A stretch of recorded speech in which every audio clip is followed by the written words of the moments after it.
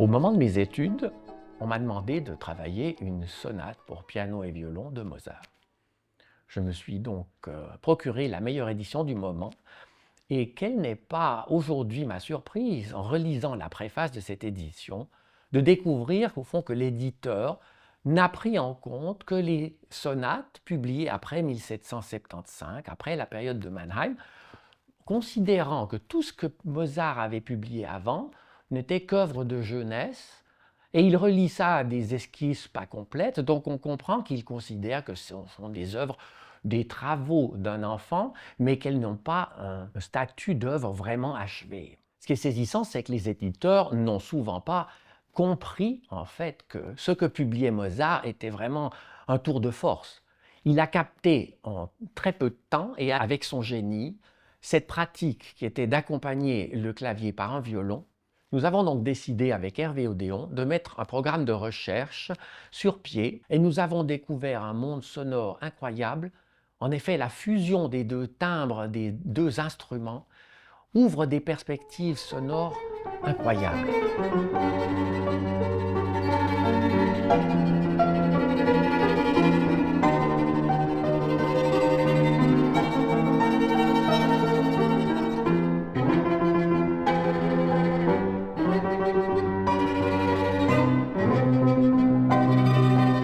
Alors notre recherche sur le plan musicologique s'est appuyée sur un corpus relativement vaste de diverses sources, puisque ce projet s'inscrit dans un champ particulier de la musicologie qui relève des pratiques musicales.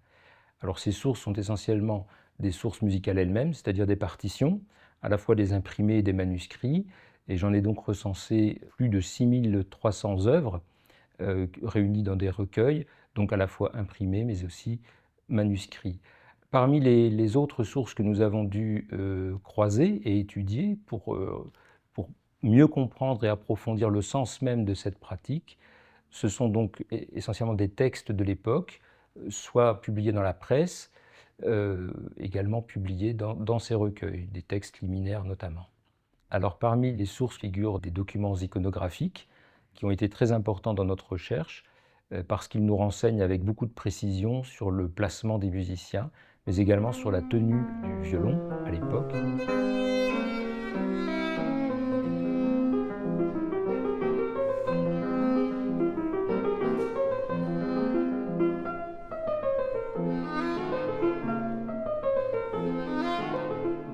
Nous avons pu utiliser un facsimilé d'un pianoforte de Johann Andreas Stein, grand pianoforte en forme de clavecin, comme l'on disait. Et c'est l'instrument phare, on pourrait dire, pour cette deuxième moitié du XVIIIe. Les étudiants ont pu jouer des clavecins à deux claviers. En effet, les deux claviers sont tout à fait indispensables à ce répertoire, en particulier dans les transcriptions des pièces d'orchestre.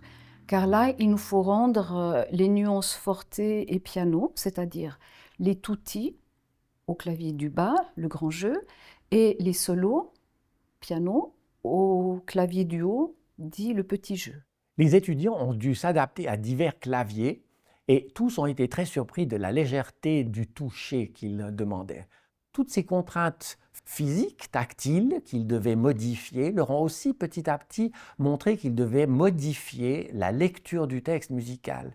Ils étaient souvent très vite habitués à lire au premier degré des pianos, des fortes, et se sont rendus compte au fond que pour les rendre et pour donner toute l'expression du texte, il fallait plutôt penser à des caractères, à l'affect du passage, et que ces instruments d'ailleurs sonnaient mieux lorsque on se concentrait sur l'affect du passage.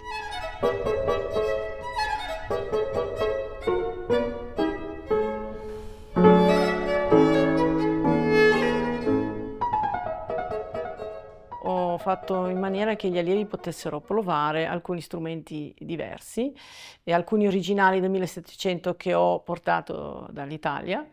E poi abbiamo avuto l'occasione di utilizzare uno strumento che appartiene alla Manestrandi, un violino francese di Louis Gerson dei circa 1760 e particolarmente regolato per questo repertorio. perché anche la regolazione dello strumento è una cosa importante, così come gli archi di diverso tipo e diversa forma, a partire dal barocco fino all'arco cosiddetto Kramer.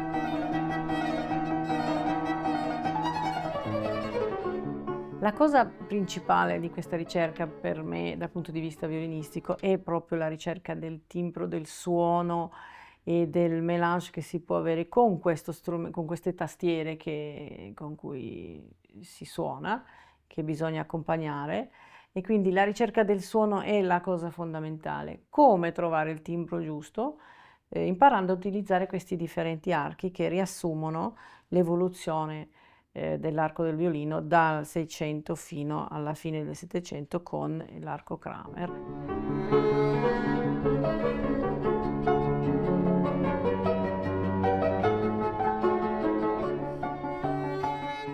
Alors, dans l'étude des sources, la disposition des musiciens était un élément très important. Les sources iconographiques nous ont indiqué comment placer le violoniste par rapport au clavier. Ces indications précieuses nous ont montré certaines constantes, notamment l'éloignement du violoniste du point le plus sonore de l'instrument, c'est-à-dire dans un instrument en forme de clavecin ou le clavecin lui-même, au creux de l'éclisse de l'instrument, et pour les pianos carrés, à droite du claviériste, c'est-à-dire vers la table d'harmonie, qui est l'endroit le plus sonore de l'instrument. Or, les documents iconographiques montraient que les violonistes se situaient dans des points moins sonores de l'instrument. Et l'accompagnateur, violoniste, est donc amené à une écoute plus attentive de l'instrument à clavier et également à adoucir son jeu et donc à favoriser la synthèse entre les deux instruments, la fusion des deux instruments.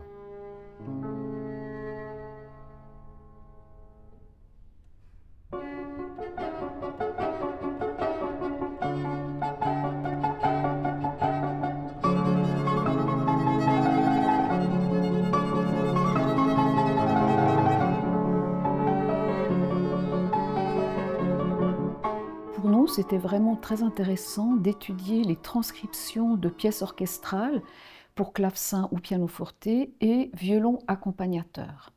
Le clavier, de façon générale, se charge de l'entier de la transcription. On est là vraiment dans un cas d'un accompagnement de violon ad libitum. Le violon est là seulement pour accompagner le clavier. Il n'a jamais une partie de soliste, rarement une voix indépendante.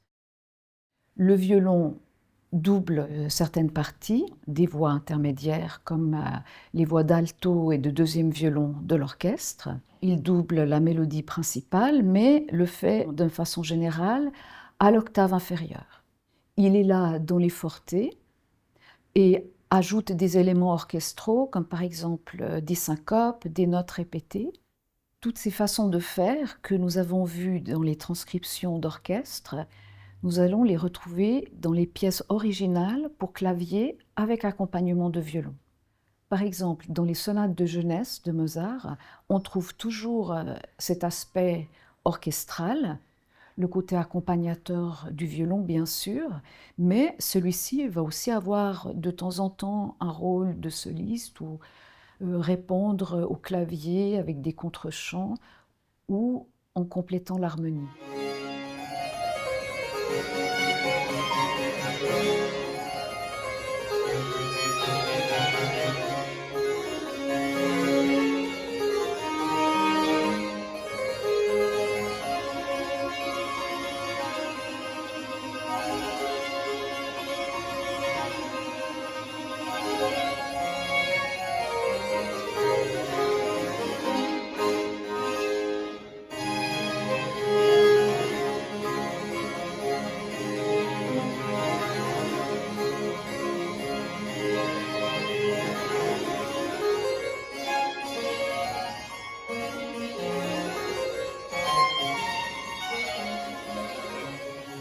Dans des pièces plus tardives, comme par exemple certaines sonates de Mozart, le violon, bien entendu, prend son rôle de soliste, mais on aura quand même encore dans la pièce tous ces éléments de violon accompagnateur, où souvent le violon joue dans une tessiture un peu plus grave que la main droite du clavier, et également tous ces effets orchestraux.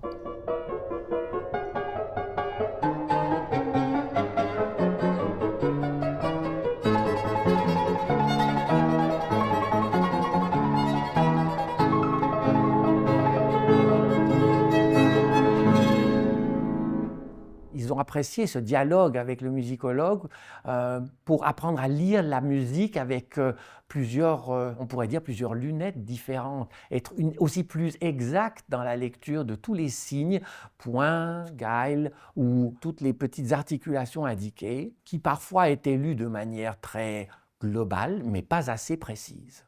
Une des surprises de cette recherche a été de voir à quel point le rôle de l'accompagnement du clavier par le violon est un rôle que l'on apprend dès son plus jeune âge. Türk mentionne dans sa Klavierschule que lorsqu'un élève est capable de jouer un morceau sans s'arrêter, le professeur doit l'accompagner au violon ou alors à la flûte. En effet, lorsque vous appreniez le clavier, vous aviez à disposition des sonates ou sonatines ou des pièces très simples qui possédaient déjà un accompagnement de violon. On le voit chez Vigry, chez Pleyel, chez Lelay. Les étudiants ont été amenés à composer leur propre accompagnement de violon sur des sonates de clavier. Ils ont étudié un certain nombre de pièces et essayé d'imiter le style ou au moins de s'en inspirer.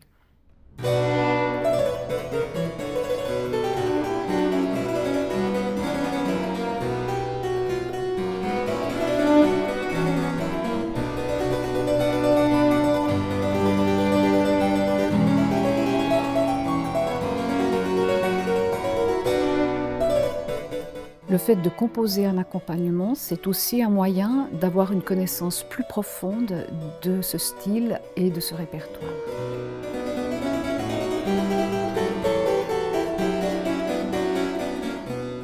On voit que cette pratique tout à fait centrale a perduré au cours du XIXe siècle. On en trouve trace dans l'art du violon de Pierre Baillot en 1834, lorsqu'il explique les différentes carrières auxquelles le violoniste, une fois qu'il possède son talent de violoniste, peut se consacrer dans ses différentes formes, le violoniste soliste bien évidemment, le violoniste de l'orchestre, le violoniste du quatuor à cordes, il y a également le violoniste accompagnateur du piano. Cette fonction correspond à un répertoire majeur de l'histoire de la musique, nous dit-il. Le violoniste peut ainsi voir défiler sous ses yeux toute l'histoire de la musique, et les ressources attachées à cette pratique sont de tout premier ordre.